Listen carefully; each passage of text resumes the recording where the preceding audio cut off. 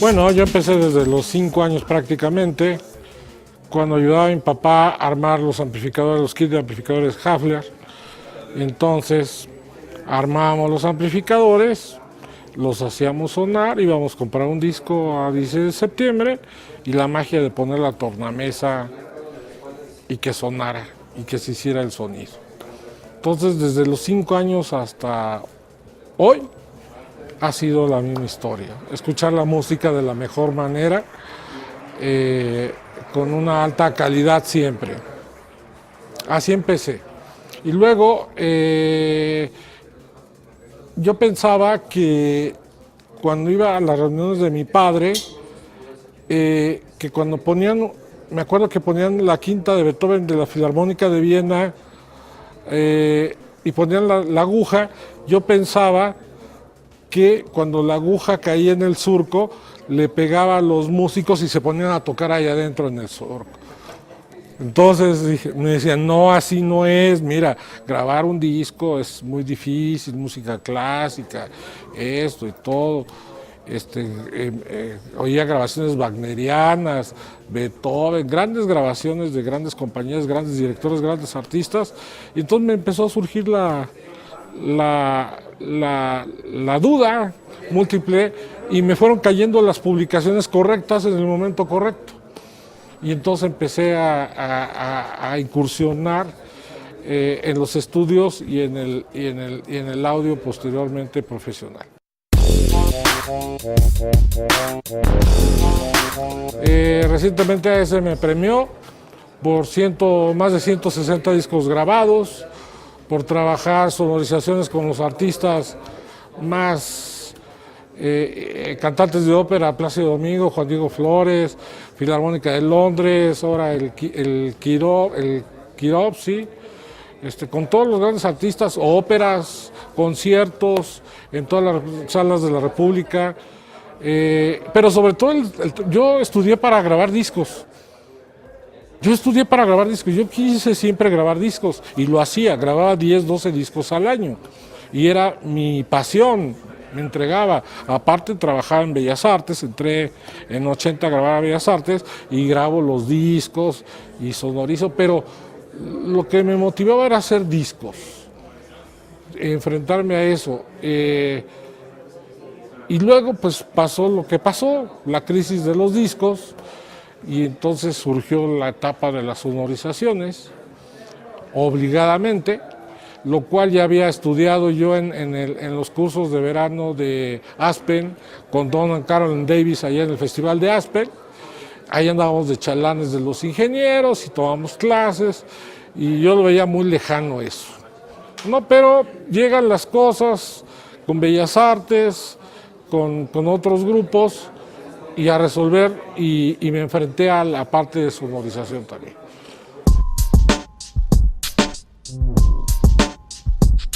Descifrar el rompecabezas que me impone la música, el director, los artistas y la producción, y el lugar. Empieza como un misterio y lo empiezas a desdoblar. Desde que haces en papel tu diseño, empiezas a pensar cómo va a sonar eso, qué vas a proponer, si hay que hacer propuestas, por ejemplo, de configuración de orquesta, voy a usar la línea de bocinas o no, me voy a ir un metro atrás, en fin, empiezas a argumentar tu mezcla en cada paso, cada micrófono sabes qué va a pasar, entonces cada sonorización es diferente.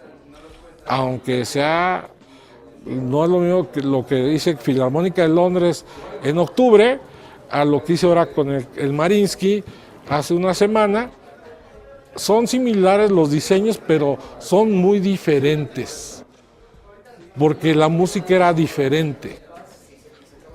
Y además tienes que hablar con grandes personalidades y no quieren problemas, quieres que les resuelvas el problema. Entonces el lenguaje que tienes que utilizar y la forma de agarrar la consola y qué proponer Ahí está el secreto de las cosas, ahí está la realización del diseño que pensaste aquí.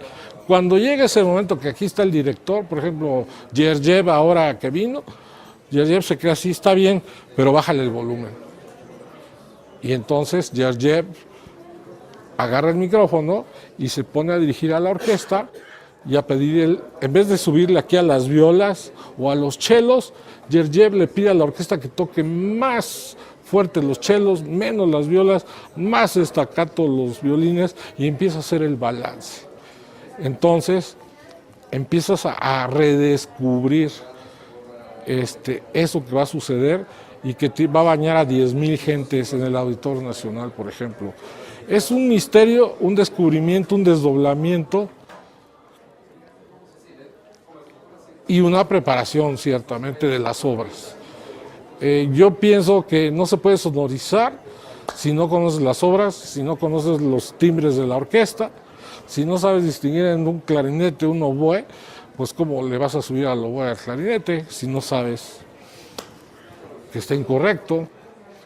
Entonces, es eso, los retos. Pero lo más crítico es cuando llega el gran director, el gran solista y está contigo, o te pide algo, o al final del concierto te manda a llamar y te dice cómo estuvo.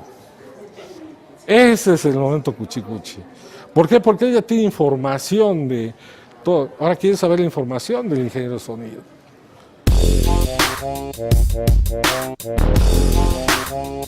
De diferente manera. En estadios es de una manera. Creo que un día tú me ayudaste en un estadio en Mazatlán. Era pues directo y aventar el sonido fusión y ya. En estadios no hay más que hacer un balance pop en las bocinas y tener fuerza. Creo que esa vez fue Queen sinfónico, Beatles sinfónico. Bueno, ahí es fuerza, que estén todos los instrumentos, que se oiga todo. En el Auditorio Nacional o en Puebla o en Guadalajara, con esos sonorizado orquestas de gran calibre, Royal Philharmonic, Filarmónica de Viena, Filarmónica de Londres, Mariinsky, Bolshoi, tienes que darle primero tranquilidad a los músicos. Una tranquilidad. No puedes tener micrófonos de chile, de manteca y de dulce. No, o sea, unos 414 acá, unos 81 acá, un Schweppes acá. O sea, los músicos cuando lleguen y se sienten, deben de desapercibido, deben tener un ambiente natural que no les molesta, que no los agrede. Los micrófonos deben estar puestos en su lugar, no tienen que mover nada, tienen que sentir confortabilidad. Luego, los famosos ambientales. Yo trabajo a veces con ovnis. Lo único que tengo que cuidar es la contaminación de bocinas en esos micrófonos, que es lo peor que puede pasar, porque nos pasa un gran efecto de peine que no lo quitas con nada, con nada. Entonces tienes que minimizarlo, entonces tienes que jugar con distancias, con alturas y luchar por salirte lo más posible de la orquesta de la línea de bocinas.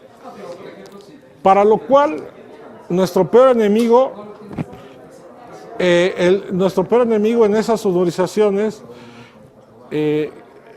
contra los ingenieros de sistemas, que tenemos ahí una gran controversia, son las famosas bocinas de 110 grados abajo.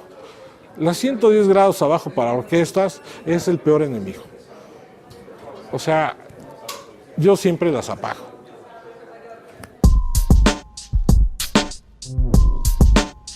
Simplemente digo 110 grados la apago.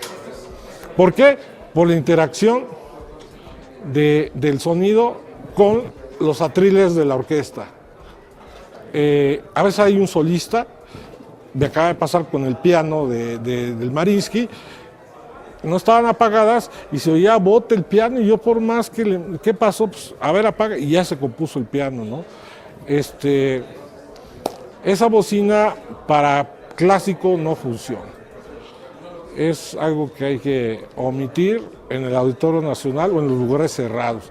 Tal vez en estadios y eso puede ser, pero en el Auditorio Nacional es nuestro peor enemigo esa bocina de 110 grados.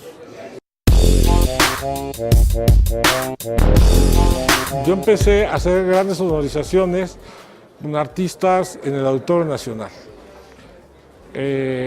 los internacionales. Entonces, Yamaha 5000 fue una gran aliada. Era una consola confiable, que tenía sonido, que se podía insertar preamplificadores externos, y entonces fue aliada. Llega la etapa digital, y entonces tenemos este tipo de consolas, y entonces lo que platicaba con la compañera, la consola digital no solamente es un cruce de tecnología, sino te cruza, ya tienes que tener precisión en el conocimiento. O sea, la ecualización, el compresor y eso, ya tienes que saber qué hacer en un 80 o 90%. Debes saber la arquitectura de la consola, cómo funciona, para que tú puedas tomar las decisiones correctas a la hora de agrupar secciones, a la hora de colocar micrófonos. No hay que olvidar que la tecnología digital se pone en medio, que los ingenieros de sonido tienen dos pasiones: los micrófonos y las bocinas. Esa es nuestra pasión, por eso somos ingenieros, porque ponemos un micrófono y nos da un resultado. A veces hay un preamplificador, una consola, pero eso es lo que menos nos influye. Nos influye más el músico, nos influye más la posición, el tipo de micrófono y todo. Pero ahora ya llegas a cualquier evento, hay una consola digital, ya tienes que ser preciso. Muy preciso, o sea, la configuración, los grupos, los compresores, los ecualizadores, ya tienes que optimizar todo. Entonces eso te ha obligado a reaprender las cosas a nosotros, porque las nuevas generaciones para esto es normal. Para nosotros ha sido reaprender las cosas y asimilarlo. Y como no nos salen a veces las cosas como queremos, pues nos quejamos de la tecnología, ¿no? Esa es la verdad de las cosas. Bueno, vamos a definir un ingeniero de sonido para una orquesta sinfónica. El ingeniero que se nota en una sonorización está mal. Debe pasar invisible.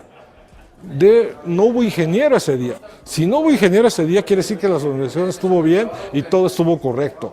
Cuando se empieza a notar el ingeniero, es que tomó malas decisiones o hizo un cálculo erróneo, equivocado. Entonces, primero es el hombre invisible del ingeniero de sonido. Para llegar a eso, tienes que tener una estructura de conocimiento y de programación en las nuevas tecnologías para poder llegar a ese fin. Segundo, deben de saber las nuevas generaciones que no lo saben, lo puedo asegurar, hay que servir a la música, no hay que servirse de ella, hay que servir a la música, eso es primordial, eso es lo más importante. A partir de eso se desdobla una serie de acontecimientos profesionales y artísticos que le van a dar una dirección a tu carrera profesional.